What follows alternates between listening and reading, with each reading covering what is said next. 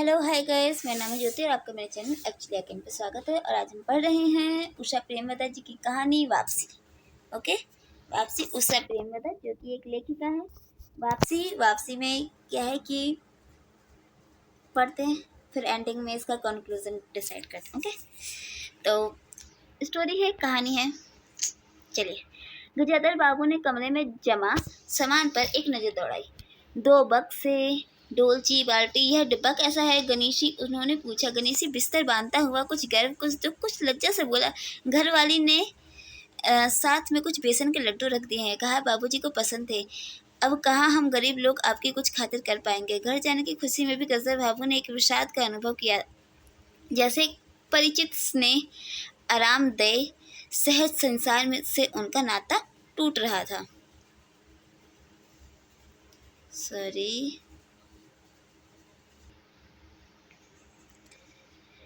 कभी कभी हम लोगों की भी खबर लेते रहिएगा, गणेशी बिस्तर में रस्सी बांधता हुआ बोला।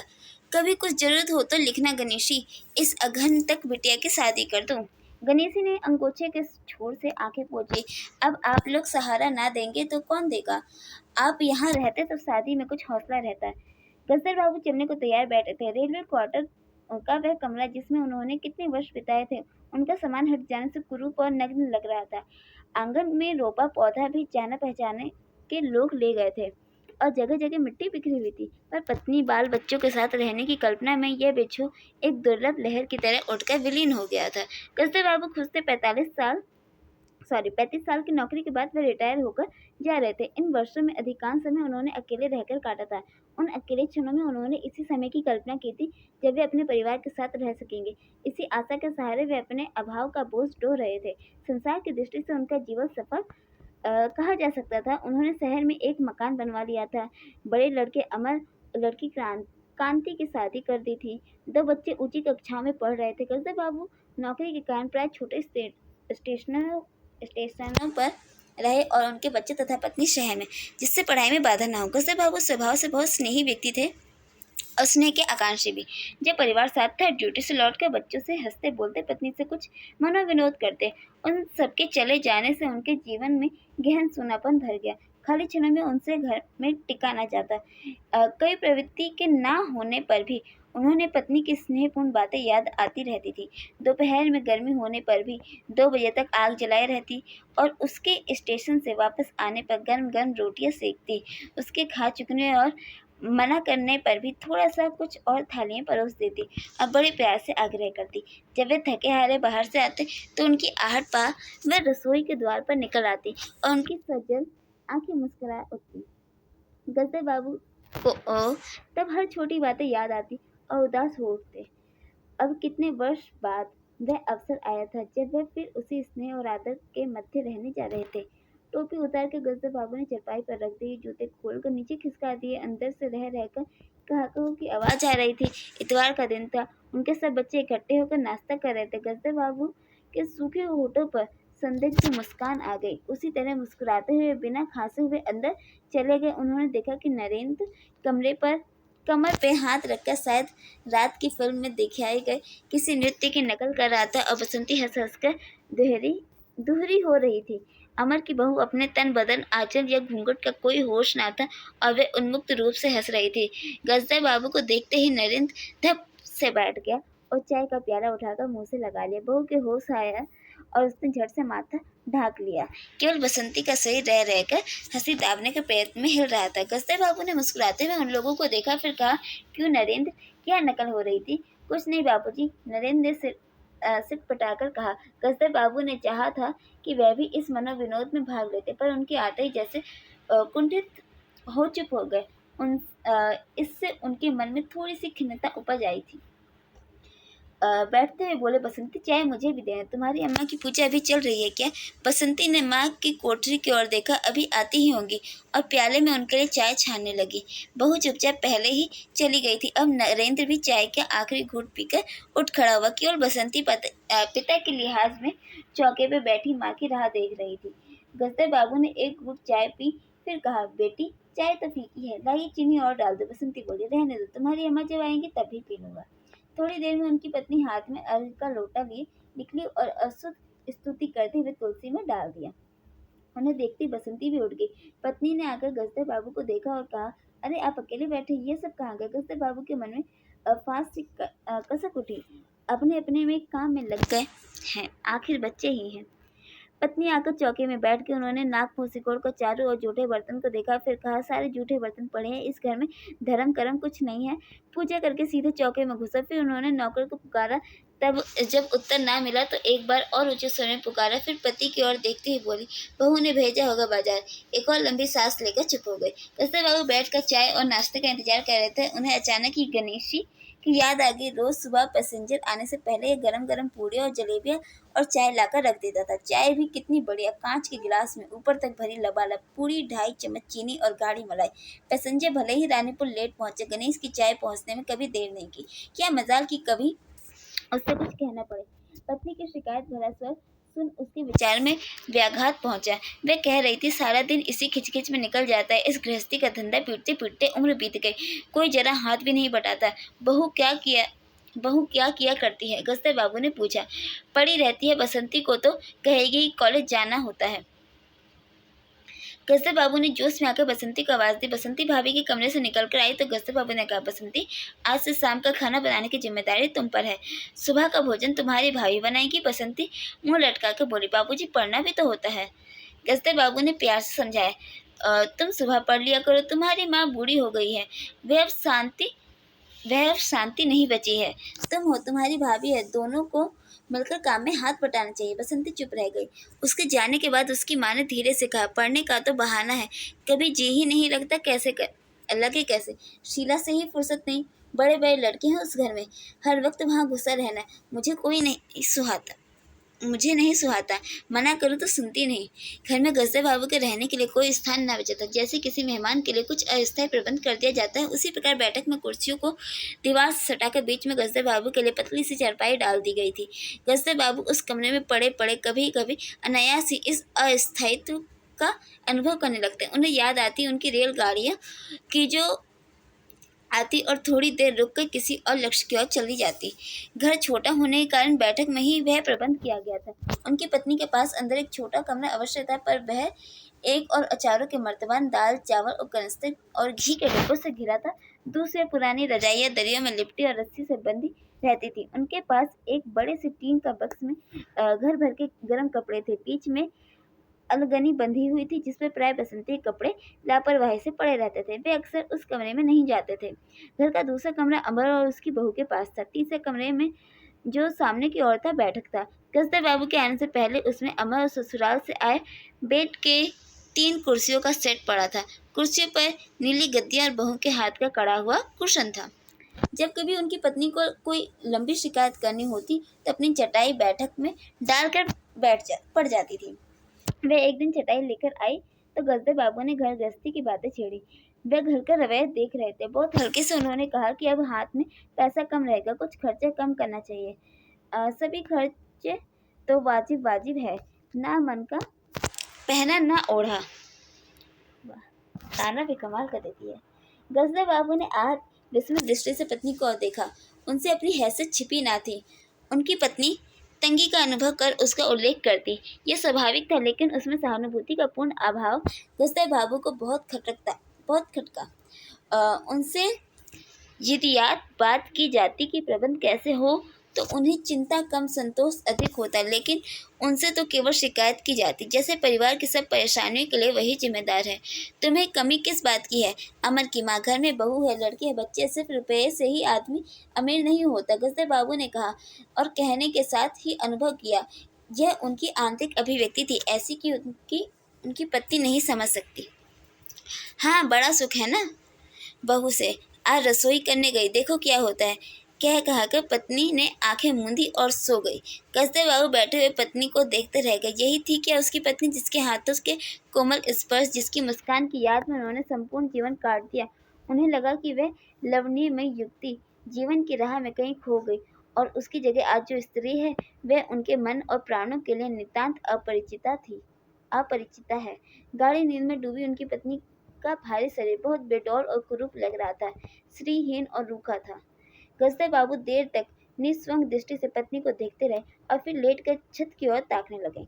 अंदर कुछ गिरा और उनकी पत्नी हड़बड़ाकर उठ बैठी। लो, बिल्ली ने कुछ गिरा दिया शायद, और कह अंदर भागी। थोड़ी देर में लौट कर आई तो उनका मुंह फूला हुआ था। देखा बहू को चौका खुला छोड़ आई। बिल्ली ने दाल की पतीली गिरा दी। सभी खाने को है, अब क्या सिखाऊं, अब क्या खिलाऊंगी। वह सांस लेने को रुकी और बोली, एक तरकारी और 4 पराठे बनाने में सारा डब्बा घी उड़ेल डाला। जरा सा दर्द नहीं होता, कमाने वाला हाथ तोड़े और यहाँ चीजें लूटे। मुझे तो मालूम था यह सब काम किसी के बस का है ही नहीं। गजदर बाबू को लगा कि पत्नी कुछ और बोलेगी तो उनके कान झनझना उठे। ओठ भीज करवट लेकर उन्होंने पत्नी की ओर पीठ कर ली। रात का भोजन बसंती ने जानबूझ के ऐसा बनाया था कि कौर तक निकला ना जा सके। गजदर बाबू चुपचाप खाकर उठ गए, पर नरेंद्र थाली सरकाकर उठ खड़ा हुआ और बोला, मैं ऐसा खाना नहीं खा सकता। बसंती तुनक कर बोली, तो ना खाओ। कौन तुम्हारी खुशामद कर रहा है? तुमसे खाना बनाने को किसने कहा था? नरेंद्र चिल्लाए। बाबूजी ने। बाबूजी को बैठे बैठे यही सूझता है। बसंती को उठाकर माँ ने नरेंद्र को मनाया और अपने हाथ से कुछ बनाकर खिलाए। गजदर बाबू ने बाद में पत्नी से कहा, इतनी बड़ी लड़की हो गई और उसे खाना बनाने तक का शुहूर नहीं आया? अरे आता सब कुछ है, करना नहीं चाहती, पत्नी ने उत्तर दिया। अगली शाम माँ को रसोई में देख कपड़े बदलकर बसंती बाहर आई तो बैठक में गजदर बाबू ने टोक दिया, कहाँ जा रहे हो? पड़ोस में शीला के घर। बसंती ने कहा, कोई जरूरत नहीं है, अंदर जाके पढ़ो। गजदर बाबू ने कड़े स्वर में कहा। कुछ देर अनिश्चित खड़े रहकर बसंती अंदर चली गई। गजदर बाबू शाम को रोज टहलने चले जाते थे। लौट कर आए तो पत्नी ने कहा, क्या कह दिया बसंती से? शाम से मुंह लपेटी पड़ी है, खाना भी नहीं खाए। गजदर बाबू खिन्न हो गए। पत्नी की बात का उन्होंने उत्तर नहीं दिया। उन्होंने मन में निश्चय कर लिया कि बसंती की शादी जल्द ही कर देनी चाहिए। उस दिन के बाद बसंती पिता से बची पची रहने लगी। जाना हो तो पिछवाड़े से जाती। गजदर बाबू ने 2-1 बार पत्नी से पूछा तो उत्तर मिला, रूठी हुई है। गजदर बाबू को और रोष हुआ। लड़की के इतने मिजाज जाने को रोक दिया तो पिता से बोलेगी ही नहीं। फिर उनकी पत्नी ने ही सूचना दी कि अमर अलग होने की सोच रहा है। क्यों? गजदर बाबू ने चिंतित होकर पूछा। पत्नी ने साफ साफ उत्तर नहीं दिया। अमर और उसकी बहू की शिकायतें बहुत थी। उनका कहना है कि गजदर बाबू हमेशा बैठक में ही पड़े रहते हैं, कोई आने जाने वाला हो तो कहीं बिठाने की जगह नहीं। अमर को अभी वह छोटा सा समझते थे और मौका बेमौका टोक देते थे। बहू को काम करना पड़ता था और सास जब तक फुहड़पन पर ताने देती रहती थी। हमारे आने से पहले भी कभी ऐसी बात हुई थी? गजदर बाबू ने पूछा। पत्नी ने सिर हिलाकर जताया, नहीं। पहले अमर घर का मालिक बनकर रहता था, बहू को कोई रोक टोक ना थी। अमर के दोस्तों का प्राय यही अड्डा जमा रहता था और अंदर से चाय नाश्ता तैयार हो जाता था। बसंती को भी वही अच्छा लगता था। गजदर बाबू ने बहुत धीरे से कहा, अमर से कहो, जल्दबाजी की कोई जरूरत नहीं है। अगले दिन सुबह घूमकर लौटे तो उन्होंने पाया कि बैठक में उनकी चारपाई नहीं थी। अंदर आकर पूछने वाले ही थे कि उनकी दृष्टि रसोई के अंदर बैठी पत्नी पर पड़ी। उन्होंने ये कहने को मुंह खोला कि बहू कहाँ है, पर कुछ याद आकर चुप रह गए। पत्नी की कोठरी में झांका तो अचार रजाई और कनस्तरों के मध्य अपनी चारपाई लगी पाई। गजदर बाबू ने कोटा उतारा और कहीं टांगने के लिए दीवार पर नजर दौड़ाई, फिर उस पार मोड़कर अलगनी के कुछ कपड़े खिसकाकर एक किनारे टांग दिया। कुछ खाए बिना ही अपनी चारपाई पर लेट गए। कुछ भी हो, तन आखिरकार बूढ़ा ही था। सुबह शाम कुछ दूर टहलने अवश्य चले जाते, पर आते आते थक उठते थे। गजदर बाबू को अपना बड़ा सा खुला हुआ क्वार्टर याद आ गया था। निश्चित जीवन। सुबह पैसेंजर ट्रेन आने पर स्टेशन पर की चहल पहल, की परिचित चेहरे, पटरी पर रेल की पहरियां की खटखट जो उनके लिए मधुर संगीत की तरह थे। तूफान और डाक गाड़ियों के इंजनों की चिंगाड़ उनकी अकेली रातों के साथी थी। सेठ रामजी मल की मील के कुछ लोग भी कभी कभी पास आ बैठते। वे उनका दायरा था, वही उनके साथी थे। वह जीवन अब उन्हें खोई विधि से प्रतीत हुआ। उन्हें लगा कि वह जिंदगी द्वारा ठगे गए हैं। उन्होंने जो कुछ चाहा उनमें से उन्हें एक बूंद भी ना मिली। लेटे हुए वे घर के अंदर से आती विविध स्वरों को सुनते रहे। बहू और सास की छोटी सी झड़प, बाल्टी पर खुले नल की आवाज़, रसोई से बर्तनों की खटपट और उसी में गौरैयों का वार्तालाप। और अचानक ही उन्होंने निश्चय कर लिया कि अब घर की किसी बात में दखल ना देंगे। यदि गृह स्वामी के लिए पूरे घर में एक चरपाई की जगह यही है तो यही पड़े रहेंगे। अगर कहीं और डाल दी गई तो वहाँ चले जाएंगे। यदि बच्चों के जीवन में उनके लिए कोई स्थान नहीं तो अपने ही घर में परदेसी की तरह पड़े रहेंगे। और उस दिन के बाद सचमुच गजदर बाबू कुछ नहीं बोले।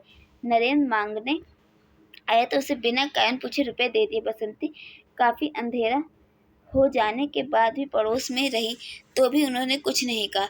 पर उन्हें सबसे बड़ा गम यह था कि उनकी पत्नी ने भी उनमें कुछ परिवर्तन लक्ष्य नहीं किया। वे मन ही मन कितना भार ढो रहे हैं इससे वे अनजान बनी रही, बल्कि उन्हें पति के घर के मामले में हस्तक्षेप न करने का कारण शांति ही थी। कभी कभी कह भी उठते, ठीक ही है, अब आप बीच में ना पड़ा कीजिए, बच्चे बड़े हो गए, हमारा जो कर्तव्य था कर रहे हैं, पढ़ा रहे हैं, शादी कर देंगे। गजदर बाबू ने आहत दृष्टि से पत्नी को देखा। उन्होंने अनुभव किया कि वह पत्नी और बच्चों के लिए केवल धन उपार्जन से निमित्त मात्र है। जिस व्यक्ति के अस्तित्व से पत्नी मांग में सिंदूर डालने की अधिकारी है, समाज में उसकी प्रतिष्ठा है, उसके सामने वह 2 वक्त का भोजन की थाली रख देने से सारे कर्तव्य से छुट्टी पा जाती है। वह घी और चीनी के डिब्बे में इतना रमी हुई है कि वह अब उनकी संपूर्ण दुनिया बन गई है। गजदर बाबू उनके जीवन के केंद्र नहीं हो सकते। उन्हें तो अब बेटी की शादी के लिए भी उत्साह बुझ गया। किसी बात में हस्तक्षेप न करने के निश्चय के बाद भी उनका अस्तित्व उस वातावरण का एक भाग न बन सका। उनकी उपस्थिति उस घर में ऐसे असंगत लगने लगी थी जैसे सजी हुई बैठक में उनकी चरपाई थी। उनकी सारी खुशी एक गहरी उदासीनता में डूब गई।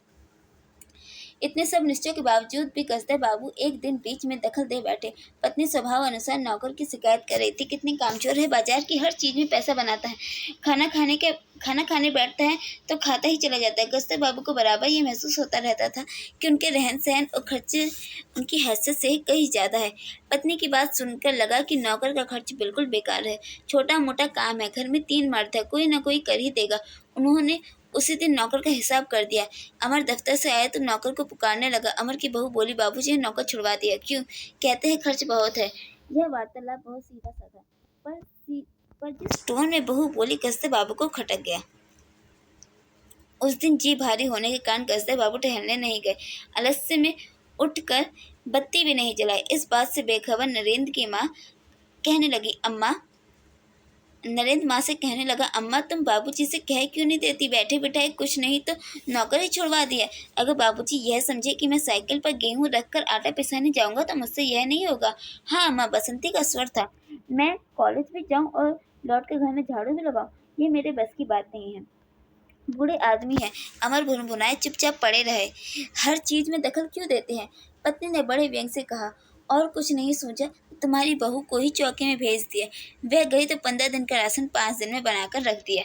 बहू कुछ कही इससे पहले वे चौके में घुस गए। कुछ देर में अपने कोठरी में आई और बत्ती जलाई तो गजदर बाबू को लेटा देखकर बड़ी सिटपटाई। गजदर बाबू की मुख मुद्रा से वह उनके भावों का अनुमान न लगा सकी। वह चुप आंखें बंद किए लेटे रही।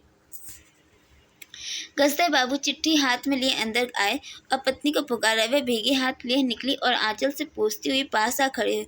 गजदर बाबू ने बिना किसी भूमिका के कहा, मुझे सेठ रामजी मल की चीनी मिल में नौकरी मिल गई है। खाली बैठे रहने से तो 4 पैसे घर में आए वही अच्छा।